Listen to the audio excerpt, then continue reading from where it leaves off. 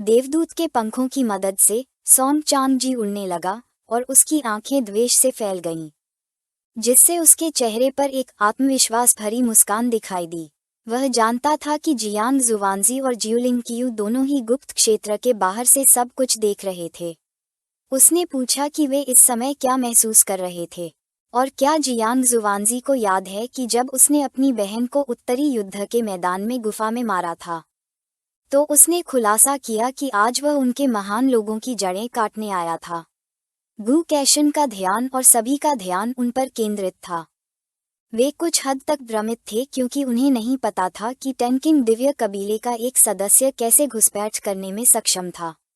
कोई भी नहीं सुन सकता था कि वह क्या कह रहा था क्योंकि निगरानी प्रणाली में कोई ऑडियो नहीं था। उनमें से कोई व्यक्ति होंठ पढ़ सकता था और अंत में पता चला कि गुप्त क्षेत्र में एक विसंगति हुई थी और सॉन्ग चांग जी ने शेष प्रतिभाओं को फंसा लिया था और सभी के सामने उनके सबसे मजबूत प्रतिभाओं को मारने की योजना बना रहा था।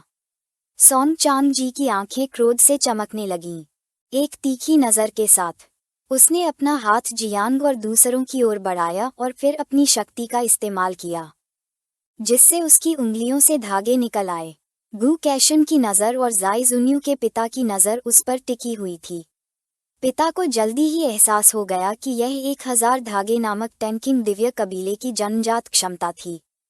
एक घबराहट क्योंकि इस क्षमता से उपयोगकर्ता एक शापित रस्सी की तरह अनगिनत आत्माओं के साथ एक जाल बुन सकता था, जो दिव्य आत्माओं को नष्ट करने के लिए विशेष रूप से प्रभावी था। गु कैशन सतर्क हो गया क्योंकि उसे पता था कि यह अच्छा नहीं था। जियांग और अन्य लोग गुप्त क्षेत्र में फंस गए थे और बचने के लिए खुद को नष्ट भी नहीं कर सकते थे, और अगर उनकी आत्माएं मिट जाती तो वे मर जाते। राजधानी के युद्ध क्षेत्र के जनरल ने अपना संयम खो दिया और एक उग्र नज़र से यान जेंटियन की ओर एक शक्तिशाली हमला किया, जिससे जमीन टुकड़े टुकड़े हो गई। वह गुस्से में था क्योंकि उसने दजिया को धोखा दिया था। यान जेंटियन ने अपने हाथों को उसके चेहरे के सामने रखा और हमले को रोक दिया। कसम खाई कि वह नहीं जान पाएगा कि सॉन्ग चांग जी दिव्य कबीले के सदस्य थे। जनरल की आंखें घृणा से चमकने लगीं। उसने अपनी मुट्ठी भींची और एक उग्र भाव के साथ कहा कि वह उसे मारने जा रहा था क्योंकि यान जेंटियन मानव सम्राट का एकमात्र वंशज था, उनकी आखिरी उम्मीद। यान जेंटियन अपने वचन पर दृढ़ रहा और उसने समझाया कि उसका दिव्य कबीले के टेनकिंग से कोई लेना देना नहीं है, और अगर वह मर भी गया तो भी वह यान जेंटियन को नहीं बचा पाएगा, इससे पहले कि चीजें अगले स्तर तक बढ़ पातीं। ऊर्जा का एक शक्तिशाली विस्फोट उनके बीच में ही जमीन पर उतर आया। यान जेंटियन ने ऊर्जा के विस्फोट की ओर अपना सिर घुमाया और जनरल वहीं रुक गया। उन्हें ये समझने में देर नहीं लगी कि यह तलवार के देवता और युद्ध के देवता की ऊर्जा थी।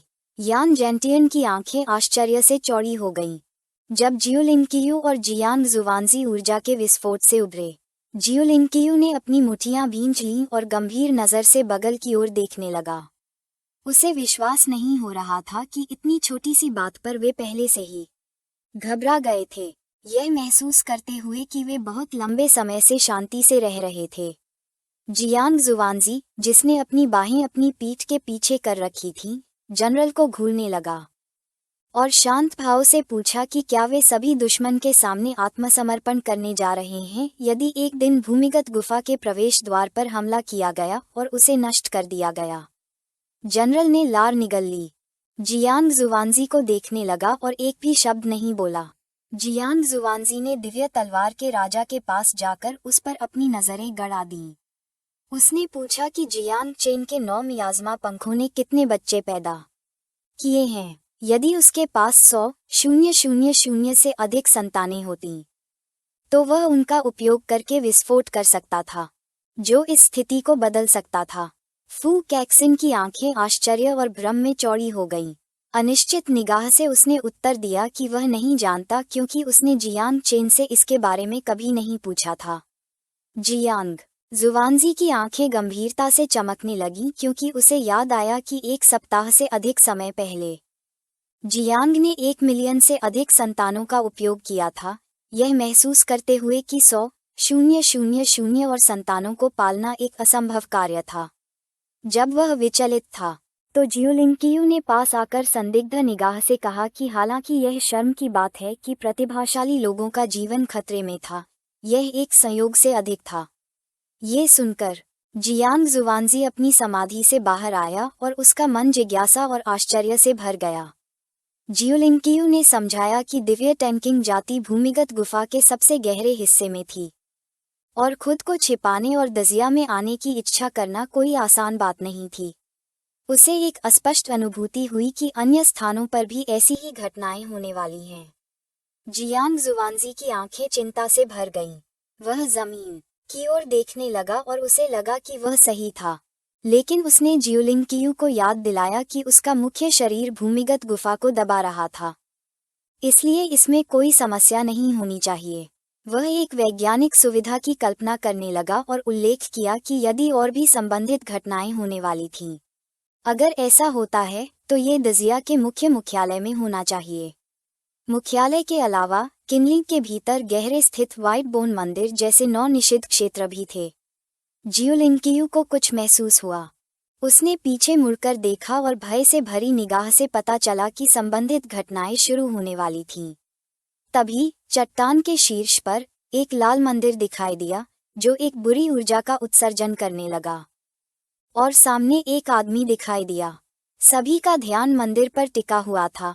वे सदमे में थे, यह नहीं जानते थे कि यह एक भ्रम था या नहीं।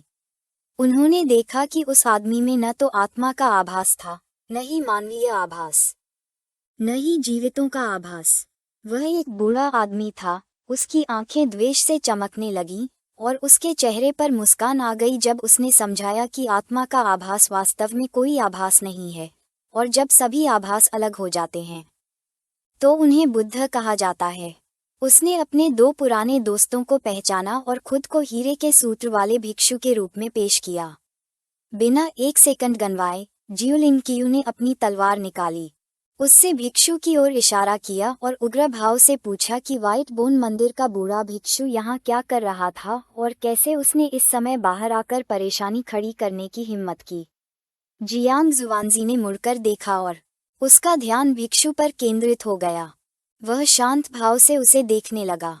भिक्षु के चेहरे पर एक दुष्ट मुस्कान फैल गई क्योंकि उसने बताया कि यहाँ सभी युवा लोग उसका सूत्र सुनने जा रहे हैं और जल्द ही ज्ञान प्राप्त करेंगे। जियोलिंकियू सतर्क हो गया और भिक्षु के मन में क्या था ये जाने बिना ही पीछे मुड़ गया। तभी उस स्थान पर एक अजीब ऊर्जा प्रकट हुई जिसने धीरे धीरे सभी प्रतिभाशाली लोगों को प्रभावित किया, जिससे उनकी आंखें सफेद हो गईं।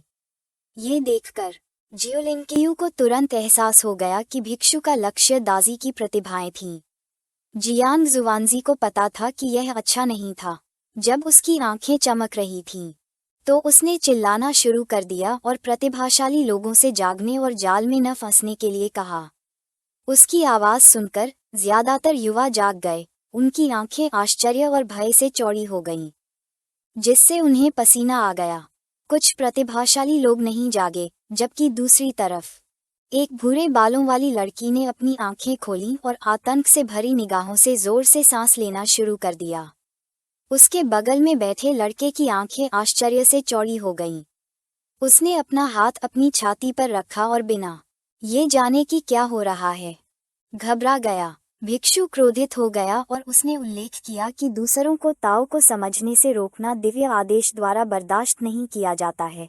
उन्हें दैवीय प्रतिशोध से सावधान रहने की सलाह दी। ये सुनकर जियोलिंकियू और जियांग जुवानजी का ध्यान उस पर केंद्रित हो गया। तभी जो प्रतिभाशाली लोग नहीं जागे थे, उनके सिर टुकड़े टुकड़े कर दिए गए। लड़का और लड़की पलटे और ये देखकर उनके जबड़े खुले रह गए और उनकी आंखें डर से चौड़ी हो गईं। भिक्षु ने समझाया कि सौभाग्य से धन्य प्रतिभाशाली लोग पहले ही चढ़ चुके थे। उसके लिए यह अफसोस की बात थी क्योंकि अगर जियांग जुवानजी ने हस्तक्षेप नहीं किया होता तो सिर्फ 2 सेकंड में और भी प्रतिभाशाली लोग परम आनंद की स्थिति में पहुंच जाते। जियोलिंकियू अब खुद को रोक नहीं सका। उसने गति पकड़ी और घृणा से भरी नजर से भिक्षु की ओर छलांग लगाने लगा। उसने इस राक्षसी भिक्षु का ख्याल रखने का फैसला किया क्योंकि जब वह उसे टुकड़ों में काट देगा तो उसके पास हमला करने की ताकत नहीं होगी। उसने जुवानजी को ये भी समझाया कि गुप्त क्षेत्र में परिवर्तन केवल शुरुआत थी और एक ही हरकत पूरे शरीर को प्रभावित कर सकती है। उसे दृढ़ रहने और गुफा में वापस जाने के लिए कहा। जियांग जुवानजी ने बगल की ओर देखा और काला धुआं निकलता देखा। उसका ध्यान उन पर केंद्रित हो गया और उसे ये समझने में देर नहीं लगी कि दजिया पर बहुत बड़ी विपत्ति आने वाली है। दृढ़ निश्चयी भाव से उसने राज्य के सभी संरक्षकों का ध्यान आकर्षित किया। उन्हें अपने युद्ध क्षेत्रों में वापस लौटने का आदेश दिया और कहा कि कोई गलती नहीं होनी चाहिए। राज्य के सभी संरक्षक उछल पड़े और अपने पदों पर लौटने लगे। वे जानते थे कि सामान्य स्थिति महत्वपूर्ण थी। उन्होंने जियांग जुवानजी से शपथ ली कि वे अपने जीवन के साथ दजिया की रक्षा करेंगे और अपने पापों को पुण्य से प्रायश्चित करेंगे। जुवानजी का ध्यान, जिसने अपनी पीठ के पीछे अपने हाथ रखे थे, और गु कैशन का ध्यान उन पर केंद्रित था, वे चुपचाप विचार करने लगे। गु कैशन ने अपनी पीठ मोड़ी और दृढ़ निश्चय से भरी निगाह से बताया कि अगर जियांग चेन गुप्त क्षेत्र में अपनी जान गंवा देता है तो एक बार यह खत्म हो जाने के बाद वह जियांग जुवानजी का पीछा करते हुए गुफा में जाएगा और पूरे टैंकिंग दिव्य जनजाति का सफाया कर देगा। पहले तो जियांग शुवानजी चुप रहा, लेकिन फिर उसकी आंखें आश्चर्य से चौड़ी हो गईं और किसी चीज ने उसका ध्यान खींचा। उनके सामने एक स्क्रीन थी जो दिखा रही थी कि गुप्त क्षेत्र में क्या हो रहा था। जियांग शुवानजी और गु कैशन की आंखें आश्चर्य से चौड़ी हो गईं क्योंकि उन्हें नहीं पता था कि क्या हो रहा था। गुप्त क्षेत्र के अंदर जियांग सोंग चांगजी के सामने खड़ा था, जो जमीन पर घुटनों के बल बैठा था और उसके मुंह से खून बह रहा था। ये देखकर जियांग शुवानजी खुद को हंसने से रोक नहीं सका, और यद्यपि उसे कारण नहीं पता था, ऐसा लग रहा था कि गुप्त क्षेत्र के अंदर एक अप्रत्याशित मोड़ आ गया था। अब जबकि सोंग चांगजी जियांग चेन के सामने घुटने टेक रहे थे, वे निश्चिंत हो सकते थे। 5 मिनट पहले यंग जान, जिसकी आंखें चमक रही थीं, ने अपना हाथ जमीन पर रखा और अपने रक्त कवच वाले ड्रैगन को हमला करने का आदेश दिया। उसके पास ही जियांग वुशुंग था, जिसने उग्र निगाहों से अपने युद्ध के देवता को आदेश दिया कि वह सोंग चांगजी को उसके लिए टुकड़ों में फाड़ दे। उनमें से अधिकांश घायल थे। उड़ रहे सोंग चांगजी का ध्यान उन पर केंद्रित था। वह मुस्कुराए बिना नहीं रह सका और उसने पूछा कि वे अपनी ताकत क्यों बर्बाद कर रहे हैं, और अगर वे नहीं जानते कि जितना अधिक वे खुद पर जोर देंगे उतना ही वे अपनी शक्ति की प्रतिक्रिया से पीड़ित होंगे। उसने उनसे कहा कि वे जल्दबाजी न करें, क्योंकि एक बार जब वह सुंदर लड़कियों की आत्माओं को परिष्कृत कर लेगा तो उनकी बारी होगी। उसने अपनी शक्ति का इस्तेमाल किया, जिससे धागे जाई जुवान्यू, म्यू हिंक्यू और लियू ओसांडाओ के शरीर के चारों ओर लिपट गए, जिन्होंने अपना मुंह खोला और दर्द में चीखना शुरू कर दिया। सोंग चांगजी ने पहले उनकी आध्यात्मिक शक्तियों को तोड़ने का फैसला किया।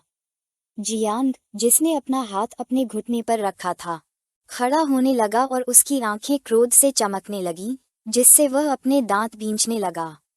लिटिल नाइन मांस खाने के लिए उत्सुक थी, लेकिन जियांग ने उसे जल्दबाजी न करने के लिए कहा, क्योंकि जब तक ये बिल्कुल आवश्यक न हो वह खुद को उजागर नहीं कर सकती थी।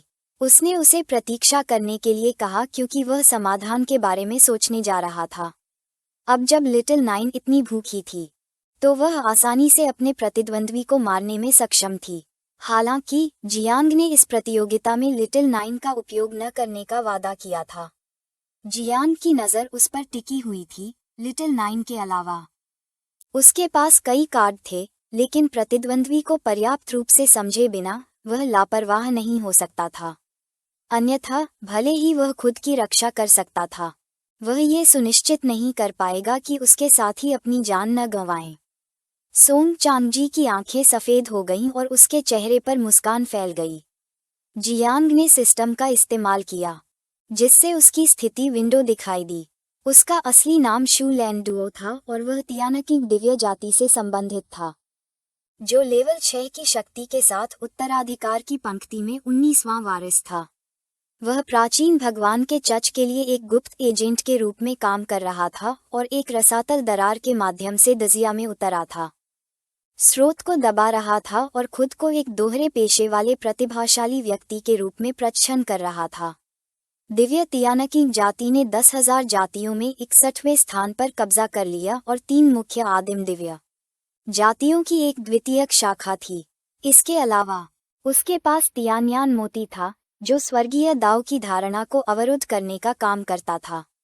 एक जिज्ञासु निगाह से जियांग ने सोचना शुरू किया और इस आदमी को हराने का एक तरीका ढूंढ निकाला। उसने पूछा कि क्या अभी भी दिव्य और राक्षसी रक्तसार है जिसे उन्होंने पहले जियालाई के पवित्र खजाने में पैक किया था। उसने उसे एक बूंद देने के लिए कहा। शियोजिया, जो एक लट्ठे की तरह सो रहा था, ने खुलासा किया कि उसने सब कुछ खा लिया था, इसलिए कुछ भी नहीं बचा था। शियोजिया का रूप बदल गया और जब उसकी आंखें चमक रही थीं, तो उसने अपना हाथ जियांग की ओर बढ़ाया और कहा कि अगर वह चाहे तो वह उसके शरीर से खून की एक बूंद निकालकर उसे दे सकता है। उसने ये भी कहा कि उसने जो रक्तसार परिष्कृत किया था, उसका प्रभाव मूल सार के समान ही था, लेकिन इसके दुष्प्रभाव कम थे। उसने कसम खाई कि वह विस्फोट करके नहीं मरेगा। ये सुनकर जियांग की आंखें खुशी से भर गईं और उसके चेहरे पर मुस्कान आ गई। उसने प्रतिबंध तोड़ने के लिए पहले थोड़ा खून इस्तेमाल करने और बाकी को बाद के लिए बचाने का फैसला किया। जैसे ही शियोजिया ने जियांग को अपने खून की एक बूंद दी, वह खड़ा हो गया और उसके शरीर से एक शक्तिशाली ऊर्जा निकलने लगी। सोंग चांगजी का ध्यान उस पर केंद्रित था। वह ये देखकर भ्रमित था कि जियांग हिल सकता था और उसे नहीं पता था कि वह धागों के जाल से कैसे बच निकला। एक बार जियांग खड़ा हो गया, उसने अपनी शक्ति का उपयोग करके एक अवरोध को बुलाया। ये देखकर सोंग चांगजी हंसे बिना नहीं रह सका, ये जाने बिना कि उसने अवरोध क्यों बुलाया था। उसने जियांग का मजाक उड़ाते हुए पूछा कि क्या वह मरते समय बहुत ज्यादा चीखने से डरता है और दूसरे उसे सुन लेंगे, जिससे ये शर्मनाक हो गया। जियांग दृढ़ रहा और सोंग चांगजी को उसके असली नाम शू लेंडुओ से पुकारा, जिससे पता चला कि वह उसकी योजनाओं के बारे में जानता था। सोंग चांगजी जमीन पर उतरा और उसकी ओर चलते हुए उसने जमीन की ओर देखना शुरू किया और पूछा कि जियांग कौन था और उसे उसका असली नाम कैसे पता चला। उसे याद आया कि 10,000 जातियों का असली नाम कभी नहीं बताया गया था। जियांग के शरीर से एक भेदक ऊर्जा निकलने लगी। उन्होंने कहा कि सोंग चांगजी यह जानने के योग्य नहीं थे कि वे कौन थे। जियांग की मजबूत आभा को महसूस करते ही उन्होंने अपना हाथ अपने चेहरे के सामने रख दिया, बिना ये जाने कि वे मिंग कबीले के पूर्वज थे या नहीं। जियांग उनके पास गया और जब उनकी आंखें घृणा से चमक रही थीं, तो उन्होंने उसे घूरना शुरू कर दिया और पूछा कि तियानकी दिव्य जनजाति इतनी अक्षम कैसे हो गई और जनजाति के उत्तराधिकार में संख्या 19 इतनी मूर्खतापूर्ण कैसे थी। अभिमानी सोंग चांगजी की आंखें भय से भर गईं। वह घबरा गया क्योंकि उसे उम्मीद नहीं थी कि जियांग भी उत्तराधिकार की पंक्ति में उसकी गुप्त स्थिति जानता था। उसने अपने चेहरे से पसीना पोंछा। उसकी थोड़ी और आंखें भय से चौड़ी हो गईं और ये देखकर कि जियांग को ये पता था। उसने सोचा कि वह अपने कबीले के नेता से भी ऊंचा स्थान रखता है। कांपती आवाज में उसने पूछा कि क्या जियांग दिव्य जनजाति से है। जियांग की आंखें चमकने लगीं। घुटन भरे भाव के साथ उसने उसकी ओर इशारा किया और पूछा कि क्या सोंग चांगजी को उसमें प्राचीन देवता की आभा महसूस नहीं हो रही है। ये सुनकर उसने लार निगल ली, यह महसूस करते हुए कि उसे कुचल दिया जाएगा। हमारा लड़का गुस्से में था और उसने बताया कि प्राचीन देवता के चच ने बहुत लापरवाही से काम किया। उसे विश्वास नहीं हो रहा था कि उन्होंने सोंग चांगजी को बिना ठीक से जांच किए यहाँ भेज दिया, जिससे उसकी योजना बर्बाद हो गई। उसके लिए चच के सदस्यों और सोंग चांगजी को मरना था। सोंग चांगजी ने जमीन पर अपने घुटनों को महसूस किया, जियांग के सामने अपना सिर झुकाया और उससे अपनी जान बख्शने की भीख मांगी, ये समझाते हुए कि वे जानते थे कि उन्होंने गलती की है। उसके लिए यह न जानना कि भगवान यहाँ थे एक गलतफहमी थी, और यह कि तियानकी दिव्य जनजाति मूल रूप से आदिम दिव्य जनजाति से संबंधित थी, जिसका अर्थ था कि वे एक ही जड़ें और मूल साझा करते थे। उसने जियांग से अपनी जान बख्शने की विनती की। हमारा लड़का चुपचाप उसे देखने लगा। यह वीडियो का अंत है। अगर आप लोग अगला भाग देखना चाहते हैं, हमारे चैनल को सब्सक्राइब करें, वीडियो को शेयर करें और लाइक करें। सोंग चांगजी ने अपना हाथ बढ़ाया, जिससे धागे उभर आए। वह घमंडी भाव से जाई जुन्यू को देखने लगा और मुस्कुराए बिना नहीं रह सका। ये देखकर सभी हैरान थे कि उसके पास दिव्य स्तर की 2 श्रेणियां थीं, जो दक्षिया के इतिहास में एक अभूतपूर्व किंवदंती थी। उस समय सम्राट यंग जी के पास भी ऐसी प्रतिभा नहीं थी। जिंग और अन्य लोगों को आखिरकार एहसास हुआ कि युन जंशान ने असामान्य रूप से क्यों काम किया और उनके साथ गठबंधन बनाने से इनकार कर दिया। युन जंशान की आंखें खुशी से भर गईं। उसने अपना हाथ बढ़ाया और घमंडी मुस्कान के साथ उन्हें ध्यान में न रखने के लिए माफी मांगी, ये प्रकट करते हुए कि वह किसी भी उपस्थित व्यक्ति को महत्वपूर्ण नहीं मानता। उसके अनुसार जियांग वुक्सियन, जियांग किन और यंग जियान सभी सोंग चांगजी की तुलना में बेकार थे। जाई जुन्यू के पिता की आंखें आश्चर्य और भय से चौड़ी हो गईं, क्योंकि उन्हें एहसास हुआ कि इस बार माओडू युद्ध क्षेत्र खतरे में था। उसे पसीना आने लगा।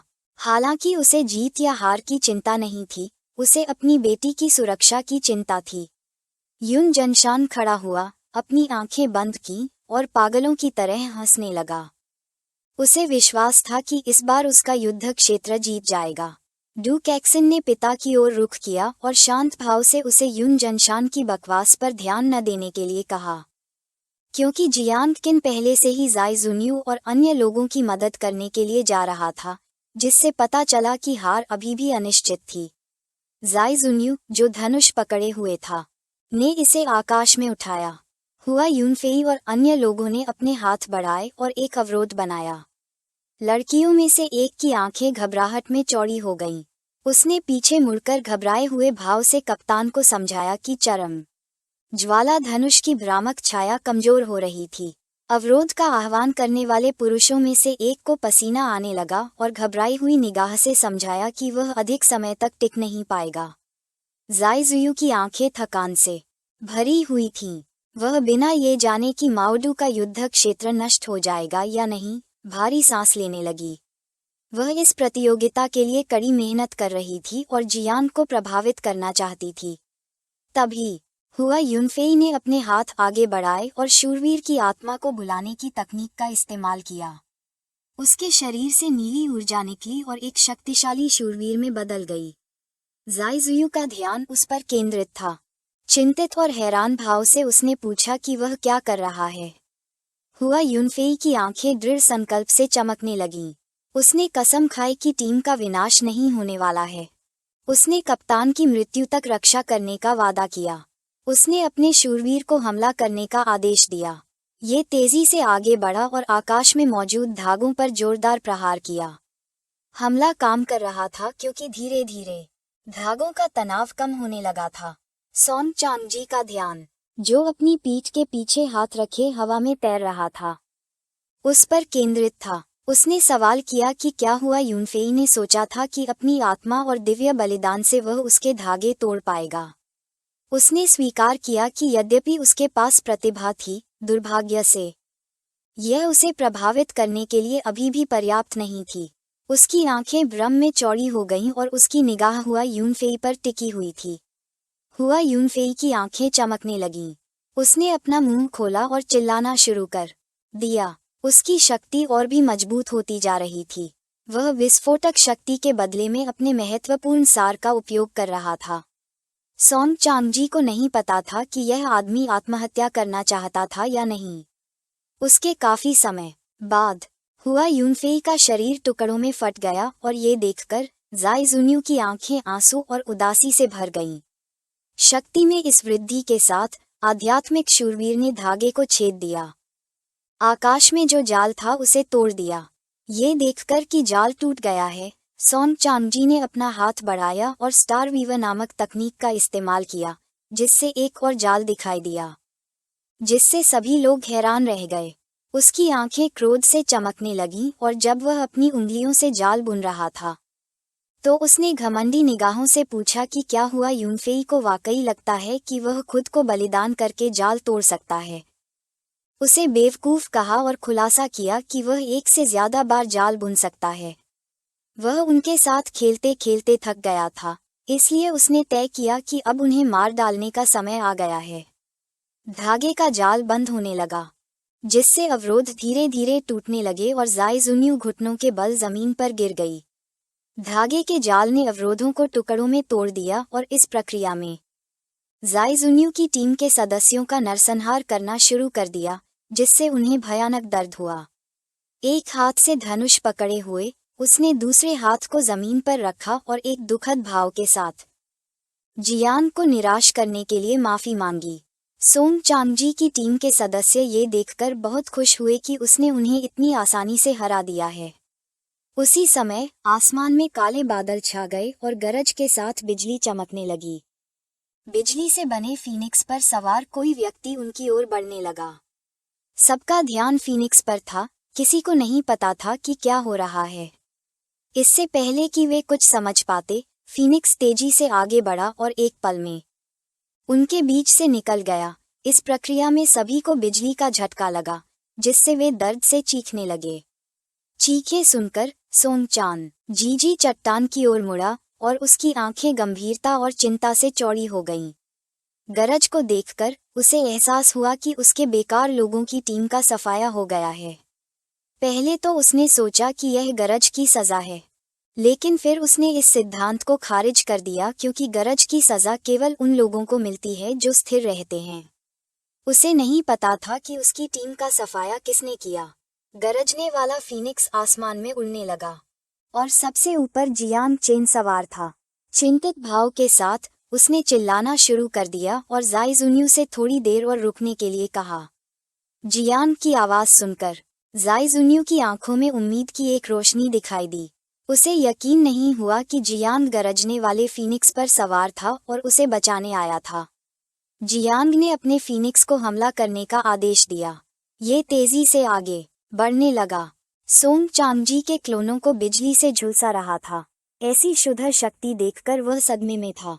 जब जियांग क्लोनों को खत्म कर रहा था, तो सोंग चांगजी का ध्यान, जिसने अपनी पीठ के पीछे हाथ रखा था, उस पर केंद्रित था। इस नए युग में इस दुनिया का स्वर्गीय मार्ग उनके साथ बहुत उदार था। केवल एक पेशे के परिवर्तन के साथ उन्होंने मूल वर्ग प्राप्त कर लिया था, जिसे गुफाओं में अनगिनत जातियों ने साधना के माध्यम से प्राप्त करने में सैकड़ों साल लगाए थे। उनके अनुसार ये वास्तव में अनुचित और घृणित था। जियांग जमीन पर उतरा, अपनी मुट्ठी बंद कर ली, उसे घूरने लगा, अपना हाथ बढ़ाया और अपने फीनिक्स को क्लोनों को खत्म करने का आदेश दिया, जबकि दूसरी तरफ उसने जाल को तोड़ने का फैसला किया। उसने दिव्य हाथी के शरीर की शक्ति का उपयोग किया और एक शक्तिशाली मुक्का मारा, जिसने बिना ज्यादा प्रयास के सोंग चांगजी के धागे के जाल को तोड़ दिया, जिससे धुएं का एक बड़ा पर्दा बन गया। एक बार जब धुएं का पर्दा गायब हो गया, तो जियांग ने ध्यान से देखा और महसूस किया कि जाल फिर से पुनर्जीवित हो गया था। उसने हार न मानने का फैसला किया और मुक्कों की एक श्रृंखला के साथ हमला करना शुरू कर दिया। वह देखना चाहता था कि कौन तेज है। क्या सोंग चांगजी जाल बुन रहा है या उसके वार।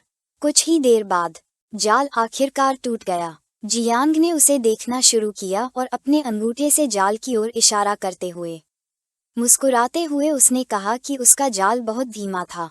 ज़ाई जुन्यू, जो अपने धनुष की मदद से जाल की शक्ति को रोक रही थी, ने अपनी आंखें बंद कर लीं और कांपने लगी। वह अब और सहन नहीं कर सकती थी। सोंग चांगजी के चेहरे पर एक उत्साहित मुस्कान दिखाई दी। उसने जियांग की ओर अपना हाथ बढ़ाया और स्वीकार किया कि उसकी ताकत वास्तव में अच्छी है, लेकिन ये स्पष्ट कर दिया कि अपनी सुरक्षा कम करना एक बड़ी गलती थी।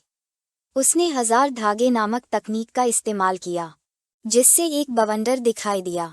बवंडर जियांग चेन की ओर बढ़ने लगा।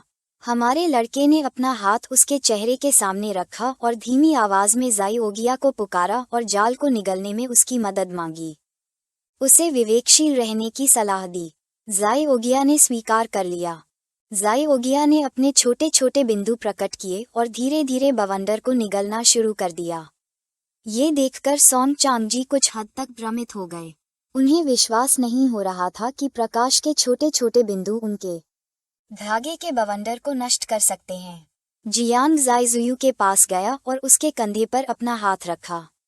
ये देखकर कि जियांग उसे बचाने आया है, उसकी आंखें आश्चर्य और प्यार से चौड़ी हो गईं।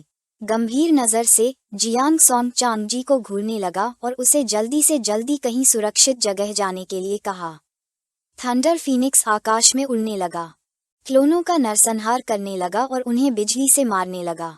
धीरे धीरे उसके फीनिक्स की ऊर्जा समाप्त हो रही थी, इसलिए उसने उसे जल्दी से जल्दी जाने के लिए कहा। तभी निंग झान और उसके आदमी उस इलाके में पहुंचे। वह ये देखकर कुछ हैरान था कि सभी यहाँ थे, जिससे पता चला कि आज उनमें से कोई भी बच नहीं पाएगा। उसकी आवाज़ सुनकर जियांग और जाइजुयू ने पीछे मुड़कर देखा। हमारे लड़के का ध्यान उस पर था और वह सतर्क हो गया। लेकिन तभी जियांग हुआशुंग और दूसरे लोग आए और जियांग को बताया कि वे आ गए हैं। ये देखकर जियांग ने पीछे मुड़कर बताया कि वे ठीक समय पर आ गए हैं। वह भागने लगा और जियांग हुआशुंग को निंग झान को संभालने के लिए छोड़कर सोंग चांगजी की देखभाल करने का फैसला किया।